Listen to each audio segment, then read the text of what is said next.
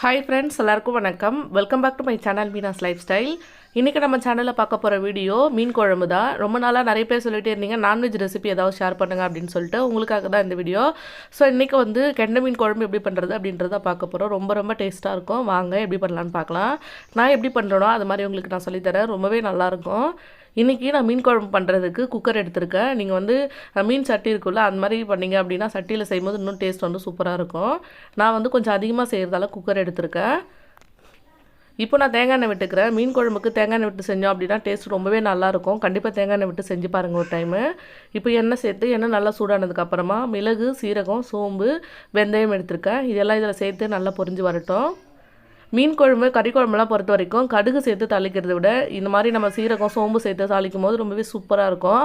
இதே வந்து இப்போ நீங்கள் நான்வெஜ்ஜில் கறி குழம்பு அப்படிலாம் பண்ண போகிறீங்க அப்படின்னா அதுக்கு நீங்கள் சோம்பு சேர்த்து பொரிய விட்டு அதுக்கப்புறமா வெங்காயம் சேருங்க. கடுகு வந்து சேர்க்க தேவையில்லை.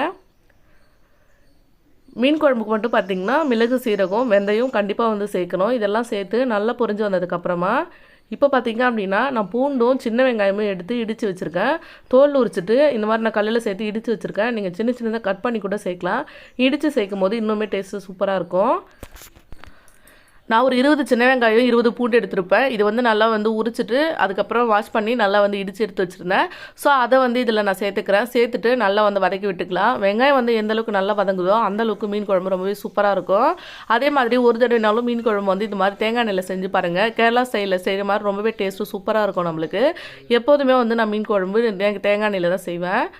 இப்போ இது கூடவே நல்லா ஒரு கொத்தளவுக்கு கருவேப்பிலை சேர்த்துக்கிறேன். ஃப்ரெஷ்ஷாக கருவேப்பிலை சேர்த்துட்டு நல்லா வந்து வதக்கி விட்டுக்கலாம்.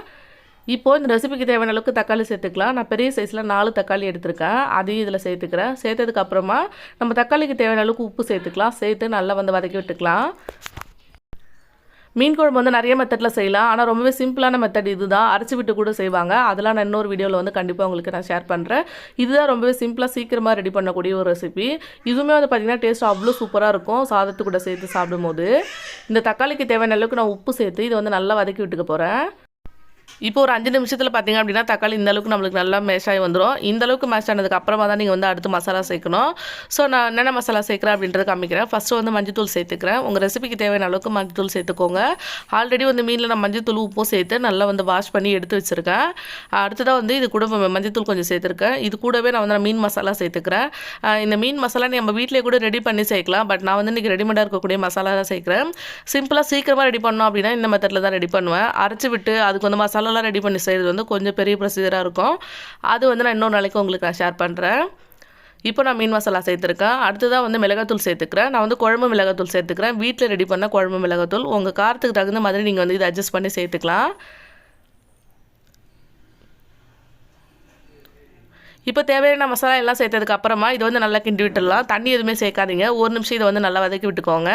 இந்த நம்ம சேர்த்துருக்க மசாலா எல்லாமே பச்சை வாடை போனதுக்கப்புறமா நீங்கள் தண்ணி சேர்த்திங்க அப்படின்னா ரெசிபி ரொம்பவே சூப்பராக இருக்கும் நம்மளுக்கு. இப்போ இதெல்லாமே நல்லா கிண்டி விட்டு ஒரு நிமிஷம் விட்டுறேன். அதுக்கப்புறமா வந்து பார்த்திங்கன்னா ரெசிபிக்கு தேவையான அளவுக்கு நான் தண்ணி சேர்த்துக்க போகிறேன். புளி வந்து ஊற வச்சுருக்கேன். புளி வந்து பார்த்திங்கன்னா நம்ம கருப்பு புளி இருக்குல்ல, அது ஊற வச்சு சேர்த்திங்க அப்படின்னா இன்னுமே டேஸ்ட்டு சூப்பராக இருக்கும். இன்றைக்கி வந்து நான் வந்து வெள்ளை புளி தான் எடுத்திருக்கேன். புளி வந்து ஆல்ரெடி நான் ஊற வச்சுருக்கேன். அதேமாதிரி மீன் குழம்பு பொறுத்த வரைக்கும் புளி கொஞ்சம் அதிகமாகவே சேர்த்து செய்யுங்க. அப்போ தான் வந்து ரொம்பவே நல்லாயிருக்கும்.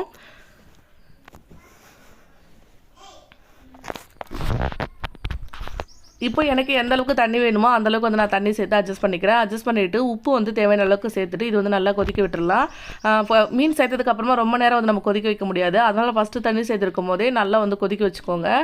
எண்ணெய் பிரிஞ்சு வரும் இல்லையா, அந்த ஸ்டேஜ் வரைக்கும் நல்லா கொதிக்க வச்சுக்கோங்க. இன்றைக்கி நான் 1 கிலோ அளவுக்கு மீன் எடுத்திருக்கேன். அதுக்கு தகுந்த மாதிரி குழம்பு வந்து ரெடி பண்ணிக்கிறேன். நீங்கள் எவ்வளோ மீன் எடுத்துருக்கீங்களோ அதுக்கு தகுந்த மாதிரி பார்த்துட்டு ரெடி பண்ணிக்கோங்க. இப்போ இந்த ரெசிபிக்கு தேவையான அளவுக்கு நான் கல்லுப்பு சேர்த்துட்டு இதை அப்படியே விட்டுற போகிறேன். ஒரு 5 நிமிஷம் நல்லா வந்து கொதிக்கட்டும். எண்ணெய் எல்லாம் பிரிஞ்சு வரும் இல்லையா, அந்த ஸ்டேஜ் வரைக்கும் நல்லா கொதிக்க வச்சுக்கணும். இந்த டைமில் வந்து பார்த்திங்கன்னா நான் புளி ஊற வச்சுருக்கேன்னு சொன்னல, அதை வந்து கரைச்சி வச்சுக்கிறேன்.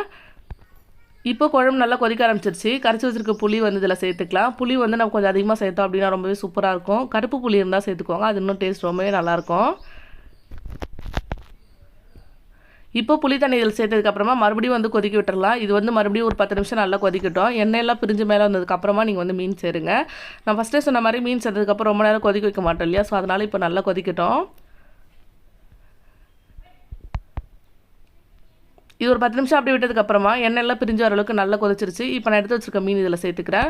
மீன் வறுவலும் ரெடி பண்ணியிருக்கேன். அதுக்கு வந்து பீஸ் எல்லாம் எடுத்து வச்சுருக்கேன். இங்கே வந்து பார்த்திங்கன்னா நான் தலை அப்புறம் வந்து வால் பகுதி இதெல்லாம் சேர்த்துருக்கேன். குழம்புல கொஞ்சம் வந்து பீஸ் சேர்த்துருக்கேன். இது எல்லாமே சேர்த்து நல்லா வந்து கிண்டி விட்டுட்டு ஒரு தடவை கிண்டி விட்டு அப்படியே வந்து கொதிக்க வைங்க. ரொம்ப கிண்டி விடக்கூடாது, மீன் எல்லாம் வந்து நம்மளுக்கு உடஞ்சி போயிடும்.